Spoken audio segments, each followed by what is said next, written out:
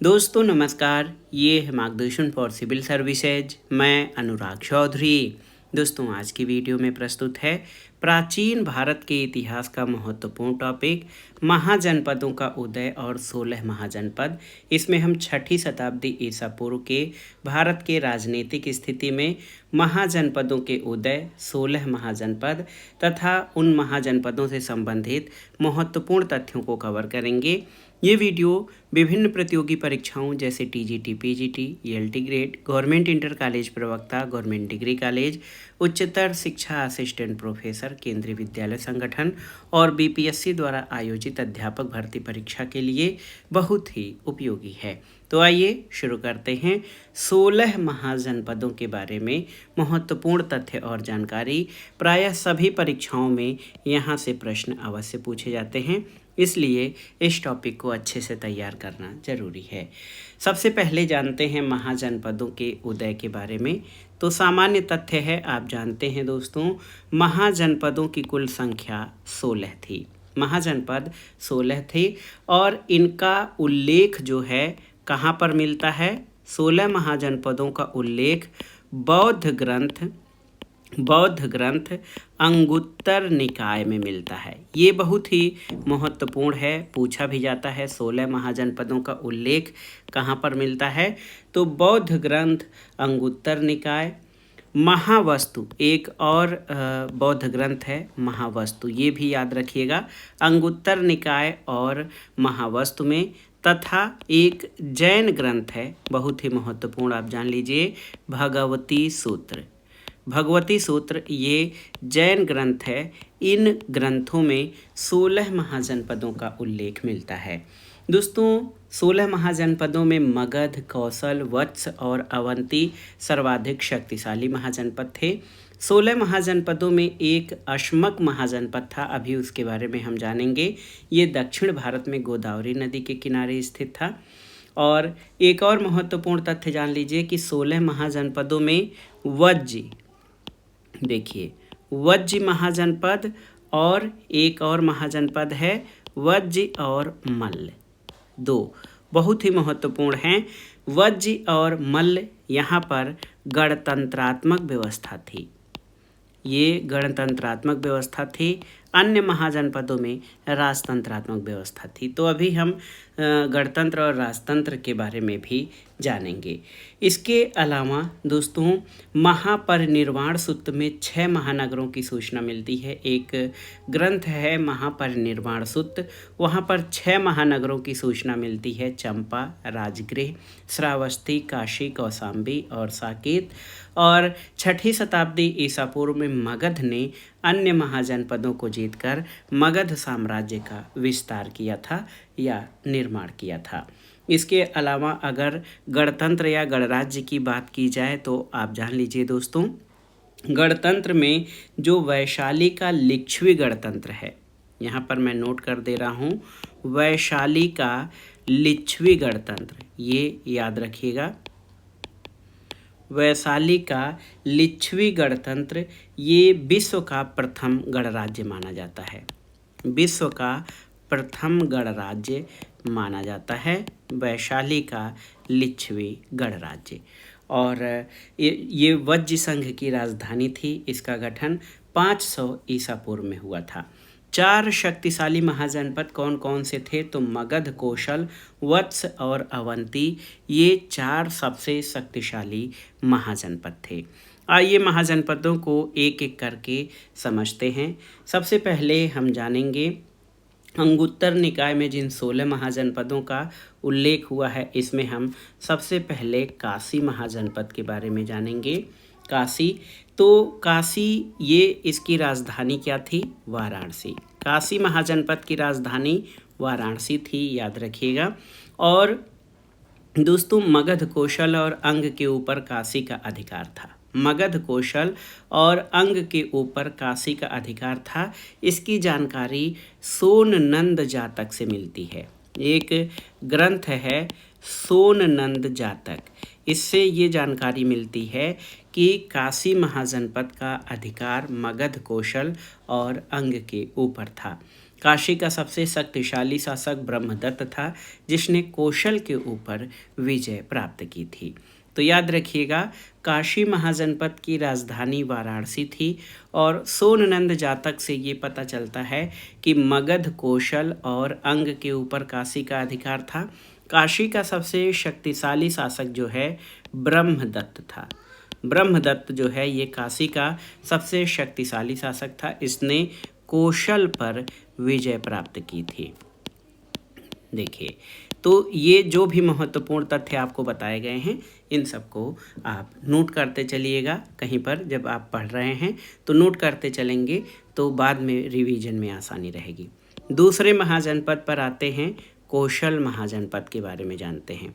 कौशल, देखिए, कौशल महाजनपद इसकी राजधानी श्रावस्ती थी। याद रखिएगा, कौशल महाजनपद की राजधानी जो है ये श्रावस्ती थी और रामायण कालीन कौशल राज्य की राजधानी जो है ये अयोध्या थी। कौशल महाजनपद की राजधानी श्रावस्ती और रामायण कालीन कौशल राज्य की राजधानी अयोध्या थी और ये राज्य उत्तर में नेपाल से लेकर दक्षिण में सई नदी तक, पश्चिम में पंचाल से लेकर पूर्व में गंडक नदी तक फैला हुआ था। और वर्तमान में जो फैजाबाद मंडल है, फैजाबाद मंडल का जो क्षेत्र है जिसको अयोध्या मंडल कहा जाता है, इसका क्षेत्र कौशल महाजनपद के अंतर्गत आता था। तीसरा महाजनपद है अंग। देखिए, अंग महाजनपद, तो अंग महाजनपद की राजधानी चंपा थी। चंपा जो है ये अंग महाजनपद की राजधानी थी और भगवान बुद्ध के समय तक चंपा की गणना भारत के 6 महानगरों में की जाती थी। चंपा जो है ये 6 महानगरों में इसकी गणना की जाती थी और इसका जो वर्तमान क्षेत्र है अगर देखा जाए तो बिहार का भागलपुर और मुंगेर जनपद का क्षेत्र ये अंग महाजनपद के अंतर्गत शामिल था। देखिए, चौथे महाजनपद के बारे में जानते हैं, तो ये सबसे महत्वपूर्ण महाजनपद है मगध। मगध जो है कई महाजनपदों को मिलाकर इसने साम्राज्य की स्थापना की थी। मगध की प्राचीन राजधानी राजगृह, याद रखिएगा, मगध की प्राचीन राजधानी राजगृह या गिरिब्रज थी, गिरिवज्र थी। दोस्तों, कालांतर में मगध की राजधानी कहाँ पर हो गई, तो पाटलिपुत्र, जो कि पटना वर्तमान में बिहार की राजधानी है, वहीं से पाटलिपुत्र का संबंध स्थापित किया जाता है। कालांतर में मगध की राजधानी पाटलिपुत्र स्थानांतरित हो गई और ये उत्तर भारत का सर्वाधिक शक्तिशाली, देखिए, सर्वाधिक शक्तिशाली महाजनपद था उत्तर भारत का मगध महाजनपद। तो आप जान लीजिए, मगध महाजनपद ये वर्तमान में जो दक्षिणी बिहार का क्षेत्र है ये मगध महाजनपद के अंतर्गत शामिल था। तो काशी, कौशल, अंग और मगध के बाद आइए 5वें महाजनपद के बारे में जानते हैं। 5वां महाजनपद हमारा है, ये है वज्जी। तो वज्जी महाजनपद जो है इसकी राजधानी वैशाली थी। वज्जी की राजधानी, याद रखिएगा, वैशाली थी और ये 8 राज्यों का एक संघ था। वज्जी को भले आप महाजनपद कहें, लेकिन ये 8 राज्यों का एक संघ था, वज्जी संघ। और इसमें वज्जी के अतिरिक्त वैशाली के लिच्छवी, मिथिला के विदेह, कुंडग्राम के ग्रात्रिक विशेष रूप से प्रसिद्ध थे और भगवान बुद्ध के समय में ये शक्तिशाली संघ था। तो याद रखिएगा, वज्जी की राजधानी जो है वैशाली वर्तमान में उत्तरी बिहार का जो क्षेत्र है ये वज्जी महाजनपद के अंतर्गत शामिल था। छठे महाजनपद पे आते हैं, ये है मल्ल महाजनपद। तो मल्ल महाजनपद की राजधानी जो है ये जो है मल्ल महाजनपद की राजधानी, इसमें कौन कौन सा अगर देखा जाए तो मल्ल महाजनपद में कुशीनगर और पावा मल्ल महाजनपद की राजधानी थी। और इसमें पावा और कुशीनारा के मल्लों की शाखाएं शामिल थीं। ये भी वज्जी की तरह एक संघ था। मल्ल जो है ये संघ था और इसमें इसकी राजधानी जो है, इसकी राजधानी कुशीनगर प्रथम भाग और पावा द्वितीय भाग की राजधानी थी। इसमें कौन कौन से क्षेत्र वर्तमान के पूर्वी उत्तर प्रदेश और गोरखपुर तथा देवरिया का क्षेत्र, गोरखपुर और देवरिया का क्षेत्र इसमें शामिल था। 7वें महाजनपद पर आते हैं। ये चेदी महाजनपद है। दोस्तों आप जानते हैं चेदी को चेती महाजनपद भी कहा जाता है। इसके बारे में जान लेते हैं। तो इसकी राजधानी शोथिवती या शुक्तिमती थी। याद रखिएगा, चेदी महाजनपद की राजधानी शुक्तिमती थी और ये इसको सोथिवती भी कहा जाता है, सोथिवती। इस तरह से ये चेदी महाजनपद की राजधानी थी। और आप जान लीजिए कि महाभारत काल में यहाँ का जो प्रसिद्ध शासक था वो शिशुपाल था। महाभारत काल में चेदी जो महाजनपद था उसका राजा शिशुपाल था। इसका वध कृष्ण के द्वारा किया गया था। तो चेदी ये वर्तमान में आप जान लीजिए जो आधुनिक बुंदेलखंड का भाग है, बुंदेलखंड का जो भाग है वो चेदी महाजनपद के अंतर्गत शामिल था, आधुनिक बुंदेलखंड का भाग। 8वें महाजनपद के बारे में जानते हैं। तो ये है वत्स। वत्स महाजनपद की राजधानी क्या थी? कौशाम्बी। आप जानते हैं कौशाम्बी प्रयागराज से कटकर एक नया जनपद बनाया गया था। तो वत्स महाजनपद ये कौशाम्बी इसकी राजधानी थी। और बुद्ध काल में यहाँ पर एक और तथ्य जान लीजिए कि भगवान बुद्ध के समय में यहाँ पर पौरव, देखिए पौरव एक वंश था, पौरव वंश का शासन था और इसका शासक उदयन था। ये भी बहुत ही महत्वपूर्ण है दोस्तों। पुराणों के अनुसार उदयन के पिता परंतप ने अंग की राजधानी चंपा को जीता था। तो वत्स महाजनपद की राजधानी कौशाम्बी थी। बुद्ध काल में यहाँ पर पौरव वंश का शासन था और वर्तमान में इलाहाबाद और बांदा का कुछ क्षेत्र वत्स महाजनपद के अंतर्गत शामिल था। अब आइए 9वां जो हमारा महाजनपद है पांचाल। पांचाल महाजनपद के कुरु के बारे में जानते हैं। कुरु महाजनपद तो आप जान लीजिए कि कुरु महाजनपद की राजधानी इंद्रप्रस्थ थी। कुरु की राजधानी इंद्रप्रस्थ, और जब हम लोग महाभारत देखते थे तो उसमें इंद्रप्रस्थ का नाम आता था। कुरु महाजनपद की राजधानी इंद्रप्रस्थ थी। आप जान लीजिए बहुत ही महत्वपूर्ण। और वर्तमान में मेरठ और दक्षिण पूर्व हरियाणा, उत्तर प्रदेश, पश्चिमी उत्तर प्रदेश, मेरठ और हरियाणा का जो क्षेत्र है वो कुरु महाजनपद के अंतर्गत शामिल था। आगे बढ़ते हैं 10वां महाजनपद हमारा ये है पांचाल महाजनपद।